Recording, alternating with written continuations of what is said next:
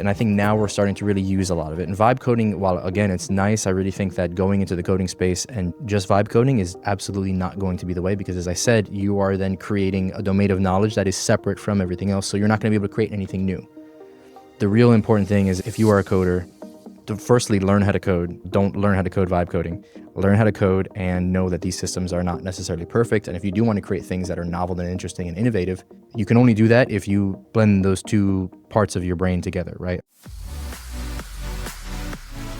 Welcome to How I AI, the podcast featuring real people, real stories, and real AI in action. Hi, I'm Brooke Raymer, your host and guide on this journey of the real-world impact of artificial intelligence.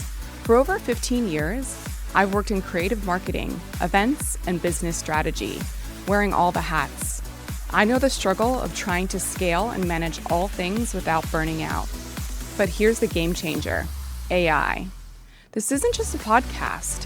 How I AI is a community, a space where curious minds like you come together, share ideas, and I'll also bring you exclusive discounts and insider resources, because AI isn't just a trend, it's a shift.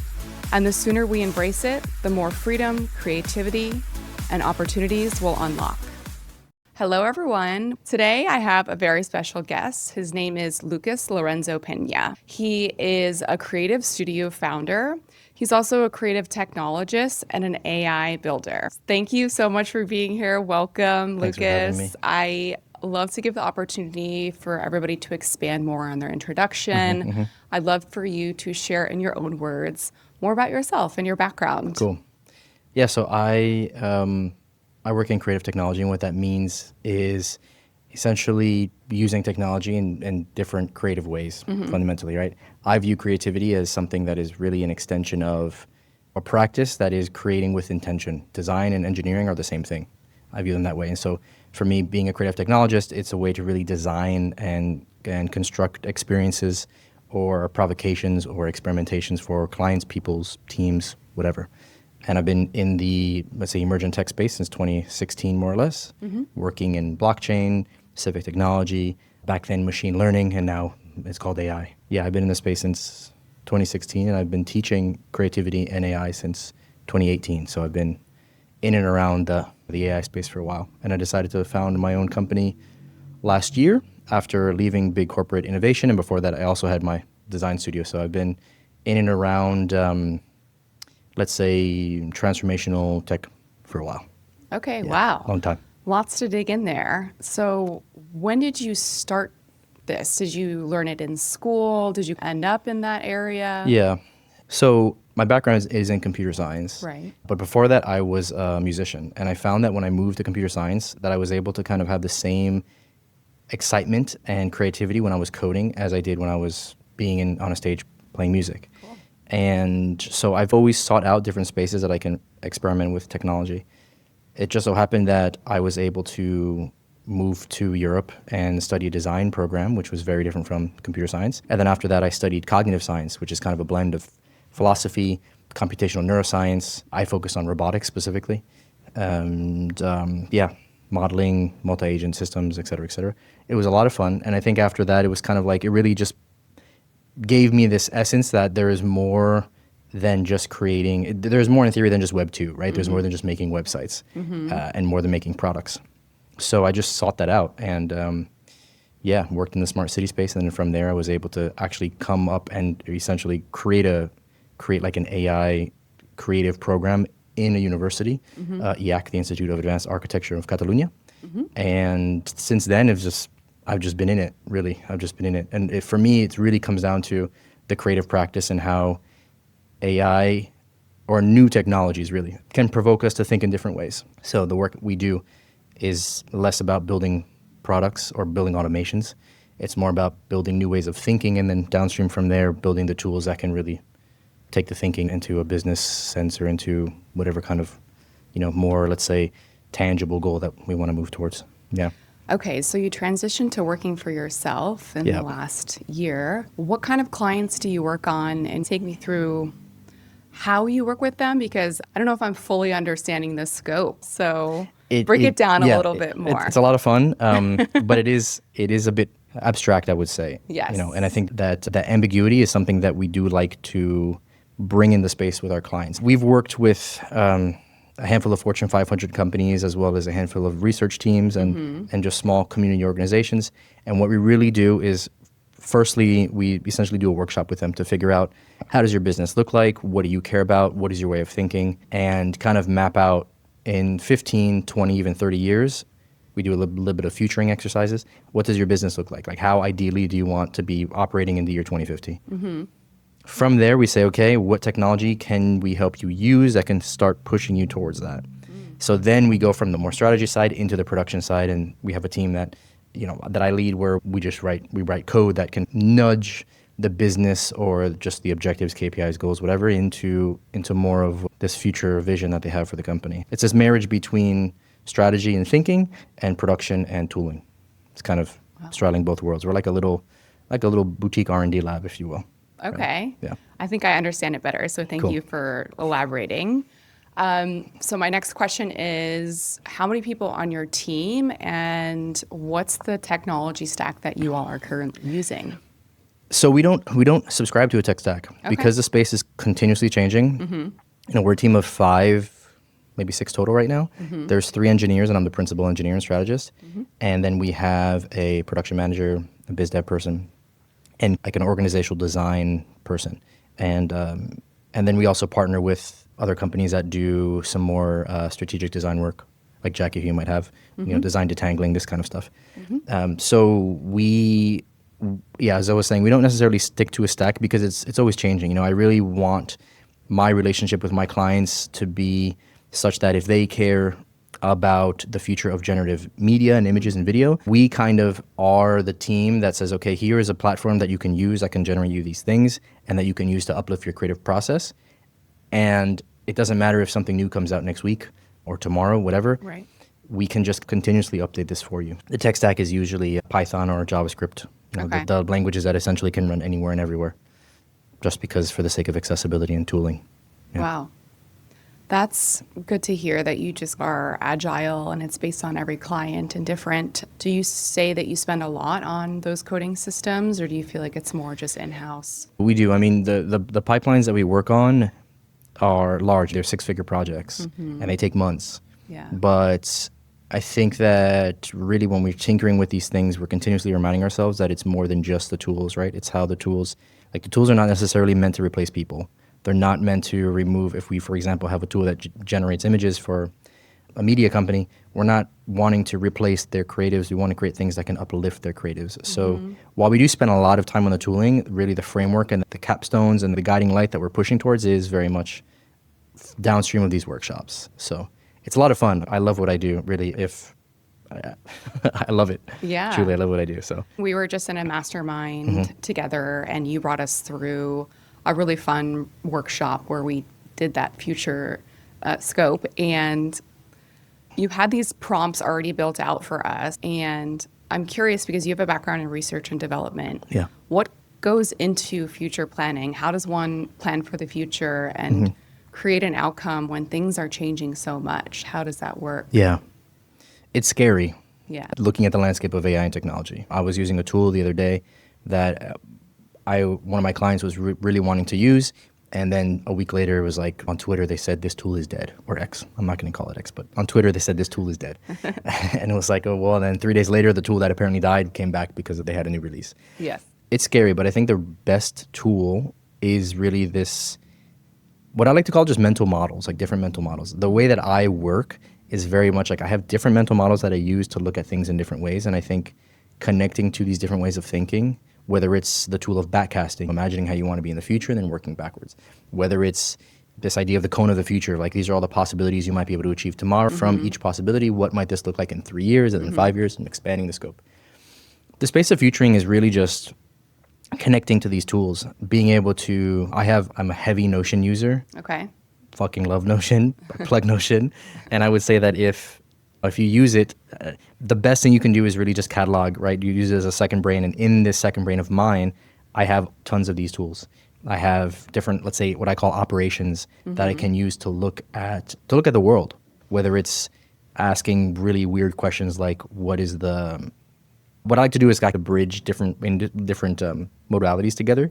So like even just this sofa, right? There's texture to it, but asking a question like, what is the texture of X? And if X is really abstract or ambiguous, it invites provocation, invites you to really think and say, I wonder what does the texture of travel mean to me, for example, and how can I incorporate that into my travel or vacation company? Things like these little mini, really verbs that you can apply on things is something that I just have a list of. And when we're working with the clients, it's finding these interesting ways to poke and prod, because a lot of the times the problems that they have it's like an onion. You have to ask why 5 times, and then even still you might not get to the core, and you might realize that this one part of the complex system is connected to this other part, and you can't just pull one thread and the whole thing unravels. You have to really understand and pull multiple things at the same time. So for me, just mental models and being really, let's say introspective on things is how my team has been able to really stand apart from others insofar as being able to really introduce this new way of thinking. Yeah, it's a lot of fun. But it does take a lot of mental work, I will say that. I nerd out about these things, and I know that if someone might not, it might seem like mental gymnastics or just like, why are we doing this, really? But, and I was even talking to someone who was in the workshop with us, Finn, and he was saying that it's a bit even existential in asking some of these questions. But I do think at a point, the best way is to ask yourself why and to ask yourself weird questions. Yes. And to try to answer them if you can. Yeah. It sounds like each of the clients that you have are so unique and individual. You might not have a lot of repetitive work in your process and your systems. Yeah. So how does AI benefit you? I'm curious, what is maybe one huge benefit that maybe has automated your workflow, or how exactly does it help you when it seems like every client isn't the same? The way that we use AI when it comes to like internal processes is very much around introducing these really complex multi-level prompts to help us build some of these provocations, for example, or to figure out how to create sales pipelines and this kind of stuff. I do really think, though, that unlike maybe traditional sale offerings, we don't really have standardized approaches because we really like to build relationships with clients before we really work with them and unpack their wicked problem. But AI for us is really more about using ChatGPT, for example, to interrogate us when we have assumptions about clients, and having this list, as I said, on Notion to then just dump in and say, okay, this is my understanding of this client and the scope. Here's some research, and from the research plus the tools, ask me a handful of questions that might introduce some new ways of thinking. And then we use this new way of thinking in our workshops with our clients. So it's very, it's not necessarily, it's more of a process goal, let me say this, right? Okay. So it's not a means to an end, but it's just a way to help us, to use the analogy used, help us find some new textures to some of these questions, and do so in a way that we can do it faster and faster. So you use it a lot on your business, marketing and promoting your own business. Yeah, and more of the strategy side. Yeah, that makes sense. I'm curious if you've had any challenges with AI or with adopting it or using it early on in the beginning. Seems like you've been in this space for so long. It's hard to think about the real before and after effect, which is what I love to hone in on at this point. But like, was there ever a learning curve or such a big way that you had to shift and restructure around using these new tools and systems, or was it just always organic for you? For me, it was organic, but I say that I'm very fortunate because I view myself as a creative that really has this engineering framework. And for me to know, back before AI was called AI, we called it machine learning, it was like, okay, how can I have some adaptive, or how can I have some evolutionary algorithm? How can I have a goal that we can really push towards quickly and play with? That's really what it was. Whether it's essentially doing linear regression or finding a point in a plot, really, and doing that at scale, whatever it was. The main thing for me was just remembering, okay, that even if I am doing something creative, at the end of the day, it still comes down to code. And realizing that the code is still structured in this way. For me, learning how the code works, being a software engineer from my undergraduate degree, has just helped me realize that when I am approaching these problems, I know what's happening behind the scenes. I can better massage, even now, I can better massage my prompts so that it really understands things. Or back then, I can really take my inputs and map them to really solid goals in the machine learning algorithm back then, and everything in between. So there was no real before and after. It was just like a new tool, a new mental model that I'm applying things with. But I know that it's not easy. And for example, different members of my team had to really understand the value of these things. And especially, I mean, with our clients, right? My job really is to educate them and bring them along and think about things differently, which of course at the end of the day comes down to the code and comes down to the algorithms. It's yeah, it's always a process, right? The educational pipeline. Yeah. Okay. My next question for you is off script, but I'm curious about AI and creativity. Awesome. They might seem like the antithesis of each other. Yeah. How do they coexist? How do they support one another and not make each other obsolete? I have found that a lot of creatives let me start with this. It's important to distinguish the difference between being an artist and being a designer or being a creative in this sense. I view art as creating to ask questions, and design and engineering are creating to answer questions. So one is goal-oriented, one is intentional, and the other one is a lot more about feeling. It's somatic. It's more about communicating essence as opposed to communicating information and knowledge. When we go towards communicating information and knowledge, then from there, for me, it's easy to break it down and say, okay, if I were to ask someone, what is your formula of creativity? If you think about it long enough, I think you can probably figure it out. I personally view my formula of creativity as being tension between competence and serendipity, right? I know that I'm capable of writing code. I realize that I have to meet a goal or a deadline, and then I have an aha moment, and these three things come together, and then bam, it's creative. I would say that AI helps for me insofar as I'm able to, whether it's using prompts or whether it's generative images or media, I'm able to create a mechanism that for me can create this serendipity, right? The spontaneity that says, okay, what do you think about this? What do you think about that? Having this kind of breakdown of the knowledge or the things you care about, whether you're a florist or whether you're a culinary artist, and breaking it down to these essential essence of meaning for you, and then from there saying, okay, now that I have this essence of, for example, with culinary stuff, salt, fat, grease, fire, heat, all these things. What if I were to make this into some kind of map and throw it into a prompt, right? What if I were to bring all these weird things I have in my cabinet and throw it into a prompt and see what it gives me back? And then it might give you back nonsense, but as a culinary artist, knowing that fat is a delivery of flavor, you might say, you know what, I'm going to use this random thing in my cabinet, peanut butter, for example, as the base because I know that the peanut butter is going to make this thing taste better. AI is really helpful insofar as you can simulate these environments really quickly, right? You can say, okay, it's not going to work with salt, it's not going to work with bitterness, but we need fat to be this thing that's going to do it, right? Or umami, whatever flavor you want to go for. And the same thing works, especially, we've seen it work with products even before AI, right? Like we have biomimicry, the space of being inspired by nature to design a backpack that doesn't get crushed when we fall backwards or whatever, right? So the space of design and engineering has always borrowed from other domains. So now we're just able to borrow from even more domains, right? And use AI to kind of, the biggest thing is this, as I said, the simulation, really, which is a lot of fun because you can simulate a whole bunch of stuff without needing to go and actually like design something in CAD if you're simulating a product, or smash things together in the kitchen to see if it tastes good or not. You can ask ChatGPT. Yeah. That was a lot to unpack and digest. You're very eloquent. I spoke quickly. You've already gone through all my questions pretty much. My next question I like to ask people are usually about what they want to be creating right now. So if you were to wave a magic wand, what is it that you're wanting to create and put out there right now that you haven't seen in this space yet? Using AI. Yes. If I were to wave a magic wand, I have two different answers, right? One is pure kind of absurdity, let's say right now. But right now, a lot of the tools that we're using are built by massive corporations and massive data sets and massive components and hardware and all this stuff. If I could wave a magic wand, I would love if we can have a super intelligence system like ChatGPT being able to exist completely offline locally on a device that doesn't need tons of memory, like a cell phone. Yes. The digital divide for me is super important. I really think that we are just continuously pushing up the top 20% who have access to these tools and pushing everyone down. So this is more the pie in the sky thing.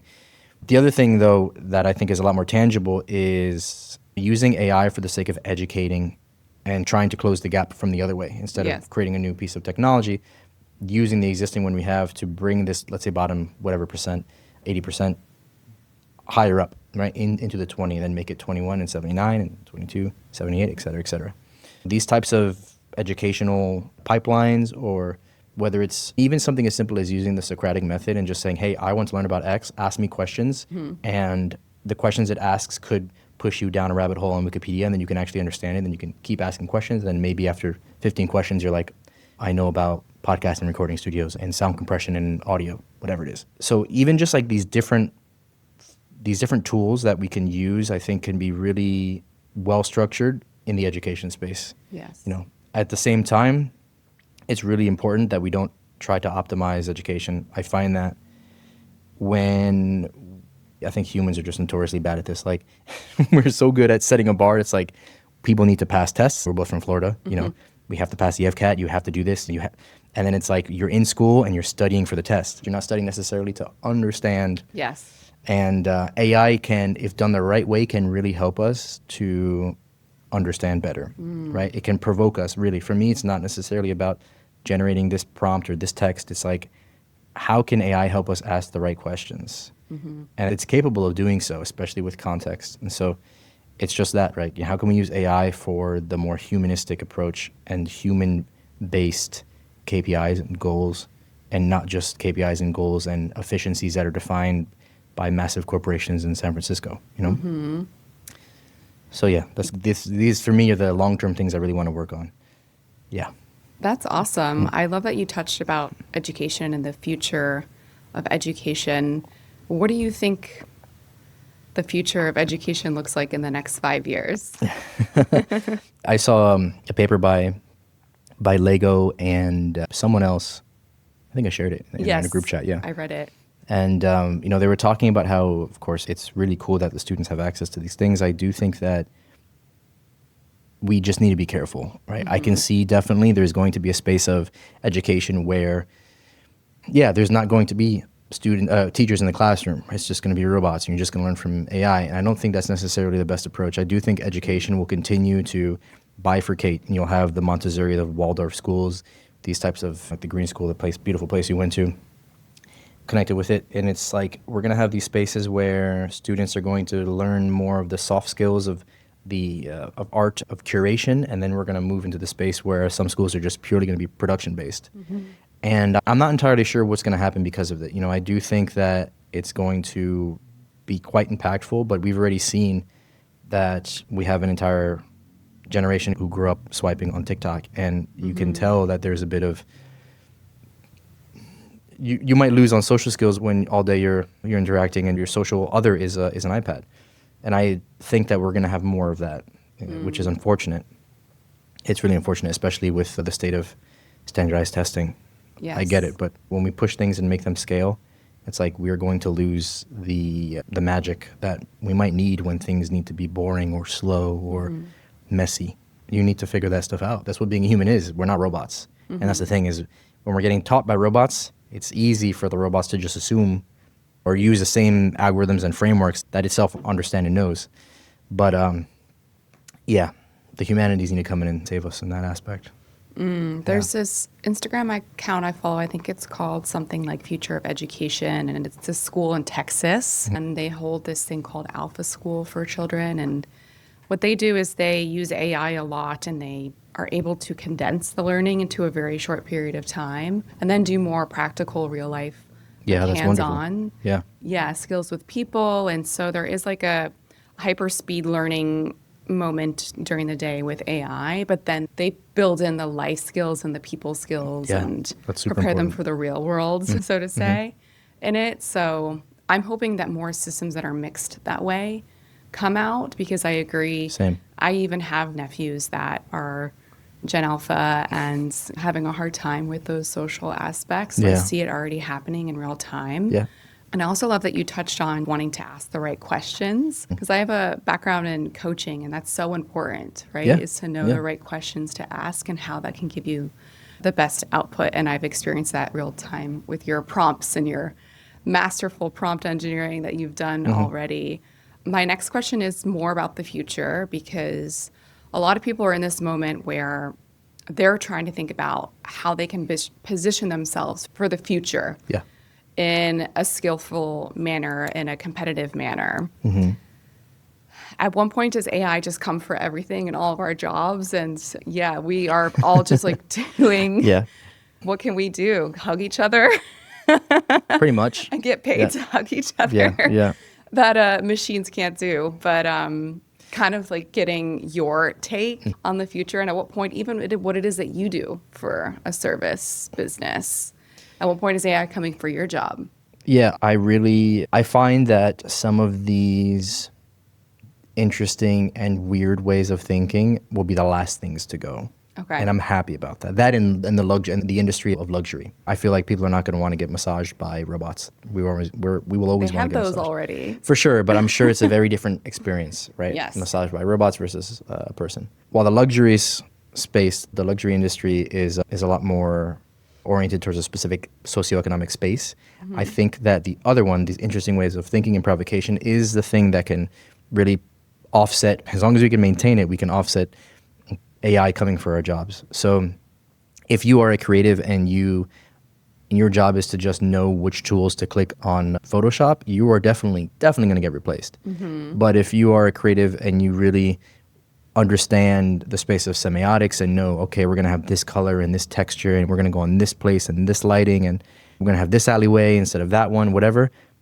These types of things for now, AI is not going to replace. And also it's important to know that we're having a whole bunch of information and knowledge that that we are creating because of AI, and a lot of AI is becoming circular. So I think that there is going to be, in a way, there's going to be like a walled garden, like a locked paradigm of things and stuff that gets created from AI and culture downstream that gets created from AI and things that are outside of it.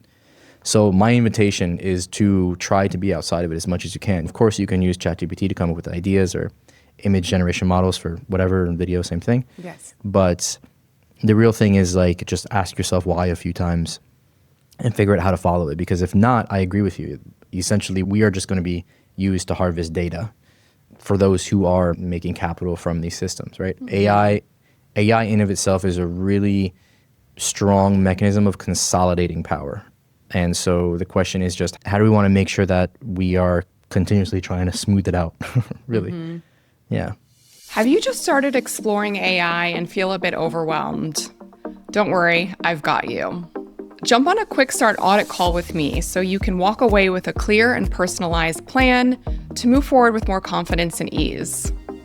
Join my community of AI adopters like yourself. Plus, grab my free resources, including the AI Get Started guide, or try my How I AI Companion GPT. It pulls insights from my guest interviews along with global reports so you can stay ahead of the curve. Follow the link in the description below to get started. My next question for you is the future of coding. Since you do that already, I know Yep. that we chatted a bit about vibe coding at our mastermind. Yeah. Do you vibe code, and do you feel like coding is going to be obsolete soon?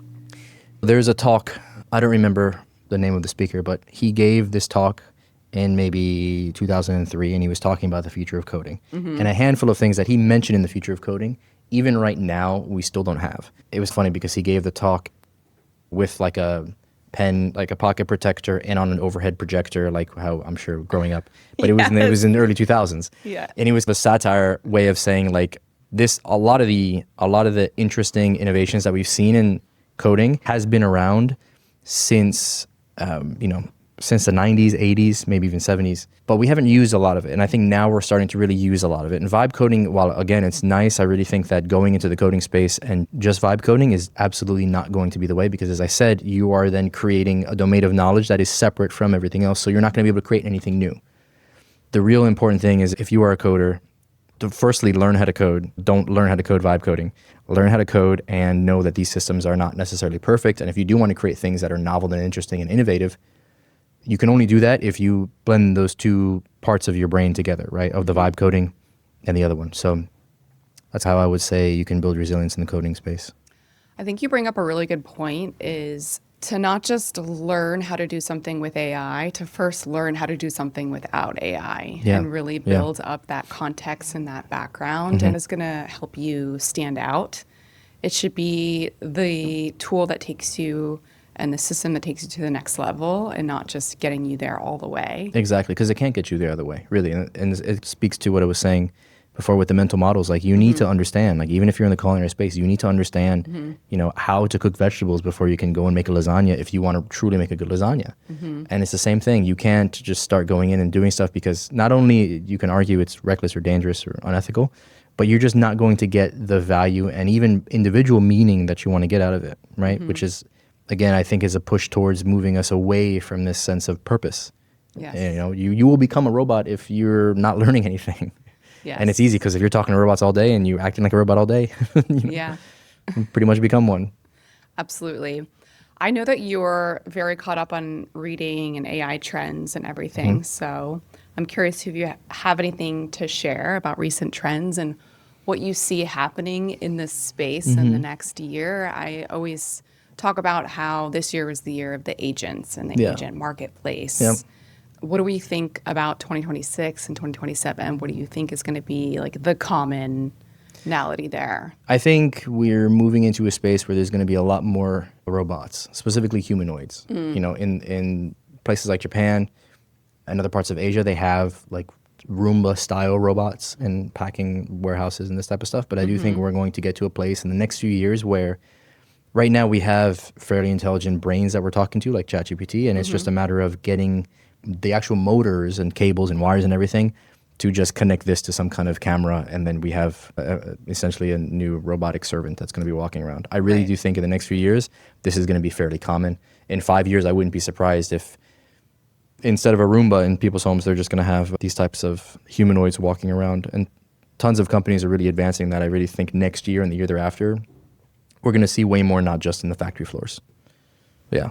Fascinating. I know that you said that you have a background in robotics at one point as well. And that's Yeah. something I've only very lightly talked about with some guests in the past. So maybe we can dig even deeper into it. Okay. Humanoids in our house, what are they doing? Cleaning and just doing basic stuff, or? I would think so, yeah. Right now, well, the thing is right now a lot of them are used for like elderly care. We have massive populations. The population is not making enough children to take care of the elderly. And then, of course, with that, you have not enough workers that are going to the workforce and Social Security, and then everything's topsy-turvy. Because of that, the biggest space that I think we'll see at first is elderly care, which is really sad, personally. I think that multi-generational housing we should move back towards, personally, so that everyone lives together. Yeah. But unfortunately, just the nature of urbanization and the architecture that is downstream of that just means that our parents will be probably somewhere not near us when we have families and live our lives. And so elderly care with robotics is really the space. And then, of course, you have things like disaster relief and going into, I think some dangerous jobs will firstly replace people that have to go and defuse bombs or going into burning buildings and this kind Right. of stuff. So that'll be the first, but eventually it will be just like servants cleaning, doing the dishes, this type of stuff. And I don't think we'll be able to relax because of it. I think we'll just probably end up working more, which is part of the problem.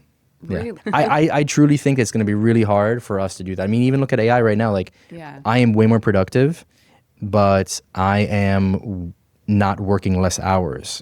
I Why want is to work that? less hours. I always think that it's important to For sure. like go deeper on that and that we should be working less. Absolutely. We should be working less. We should Yeah. be working less. Yeah. Yeah. But I think just the nature of it, because it's very competitive and because it's continuously changing.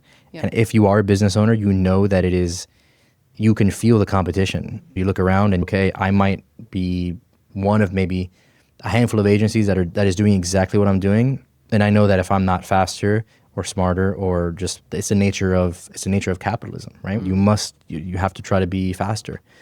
It's unfortunate, but I really do hope we get to a place where we can relax a bit, but not in this Wall-E-esque future where we're just like laying on sofas going around and having robots do everything for us, of course. I do think meaning is also found through a bit of struggle, if you will, right? We have to work. We need work Yes. for meaning.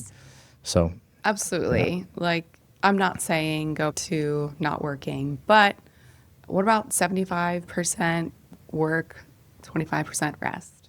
that sounds Versus, great. like- I don't know where the capital is going to come from, though. Yeah. Right? Because Yeah. if AI, as I said, is really a mechanism to amalgamate power, and right now, those who are doing that are not necessarily governments, municipalities, right? They're private companies.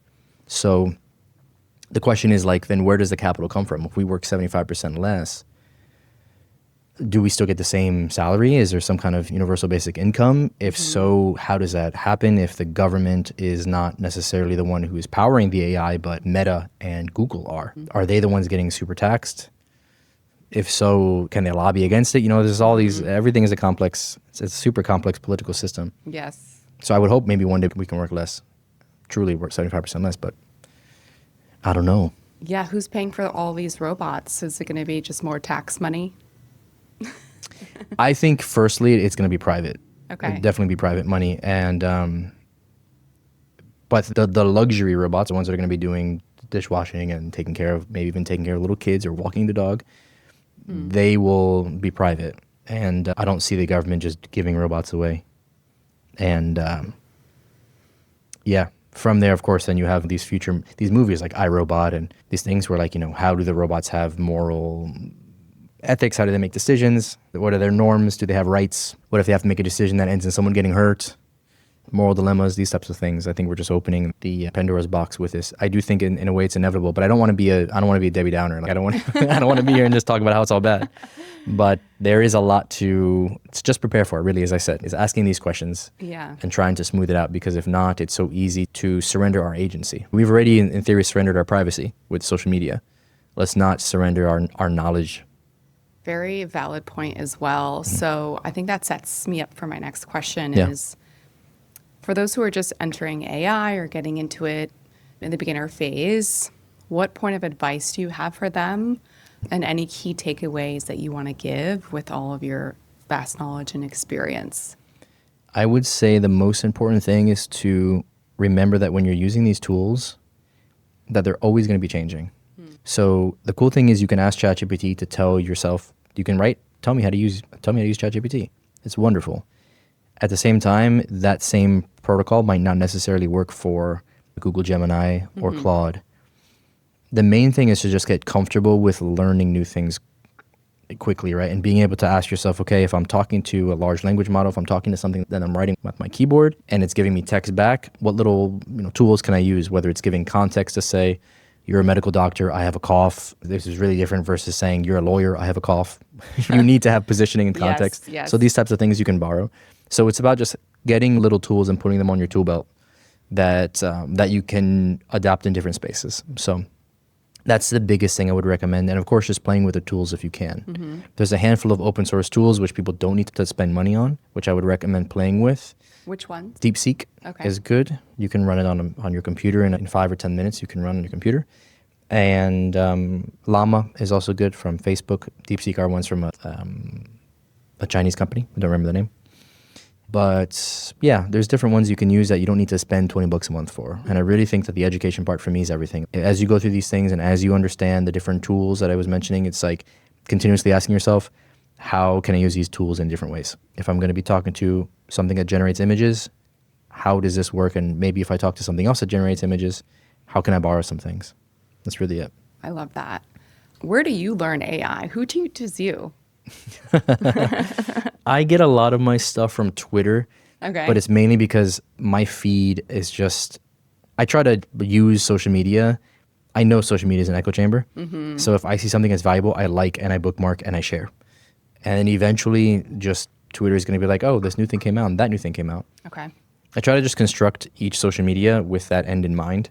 For example, my Instagram is not really much of, my Instagram is like travel and photography because I like snowboarding, travel, and photography. And my Instagram is snowboarding, travel, photography. But Twitter for me is this thing. So I would say just constructing your social media around it is good. YouTube is also a good place, good resources there. And as I said, you can ask the tool. You can say, ChatGPT, how do I use you as a tool? And it can tell you. Yes, Yeah. just ask ChatGPT. Literally say, how do I use yourself? How do I use a tool? It's weird to say it, but that's what you would type in, right? Yes. Yeah. So Even if I'm on client calls and they ask me something directly that I don't know the answer to, I'll even just ask ChatGPT live. Be like, let's get to the bottom of this right here. Yeah. And the cool thing is with the research mode, it connects to the internet and you can expand the knowledge that it's trained on. Yes. Which is really cool. And yeah, these tools are super helpful. They're just always changing, right? So I would say don't get attached to one, because if you do, then you're either going to fall behind when something new comes out, or if you don't really ask yourself, how am I using this tool and how can I take this somewhere else? When something new comes, then you have to do this step, which is just takes a lot of work and time. And I like to view it as like when you're learning math in school, everything is built on something else, right? Multiplication is just addition at scale. Algebra is practically the same thing. Calculus, okay, we're just adding different layers and we're going up. And it's the same thing with this.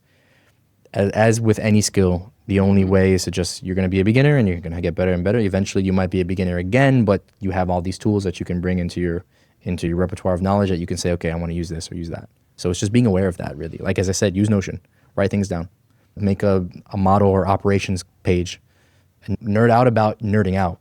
Yes. Right? Really. Nerd out about nerding out. Nerd out about nerding out. I think that's an amazing final quote to end on. How can listeners reach out to you? How can they get in contact with you? Cool. My studio is called Traverse in Space, and right now we're doing a rebrand, but we are on LinkedIn. Myself, I'm also on LinkedIn, Lucas Lorenzo Pena. Traverse in Space is Traverse in Space. Okay. Our whole thing is about bridging information across these multidisciplinary spaces, hence we're traversing the multidisciplinary spaces. And yeah, you can find me there. You can find our thoughts. Traverse in Space has a Substack where we try to provoke interesting and spicy things, which might not necessarily is best on LinkedIn because LinkedIn's about scale and likes. But yeah, we're there. Feel free to reach out. And we work with mainly big corporates, but we also are thinking about opening different containers for people who are interested in small SMEs, small business founders, solopreneurs, to help them really leverage some of the learnings we've used in, for example, Fortune 500 companies. So stay tuned because these types of things are in the works. And for me, really, it's just about helping everyone get access to this beautiful stuff, because if not, then, society will things will bifurcate in ways we don't want them to. So, right. Yeah. Thank you. Wonderful. I can't thank you enough for being Thank here you. today. There was a lot to unpack in this episode. So I'm sure it's one of those episodes where people listen to it twice. Maybe just have another conversation in the future. Yes, I would love to talk again. So thank you so much. I appreciate you. Thanks. Wow. I hope today's episode opened your mind to what's possible with AI. Do you have a cool use case on how you're using AI and want to share it? DM me. I'd love to hear more and feature you on my next podcast. Until next time, here's to working smarter, not harder. See you on the next episode of How I AI. This episode was made possible in partnership with The Collective AI, a community designed to help entrepreneurs, creators, and professionals seamlessly integrate AI into their workflows. One of the biggest game changers in my own AI journey was joining this space. It's where I learned, connected, and truly enhanced my understanding of what's possible with AI. And the best part, they offer multiple membership levels to meet you where you are. Whether you want to DIY your AI learning or work with a personalized AI consultant for your business, The Collective has you covered. Learn more and sign up using my exclusive link in the show notes.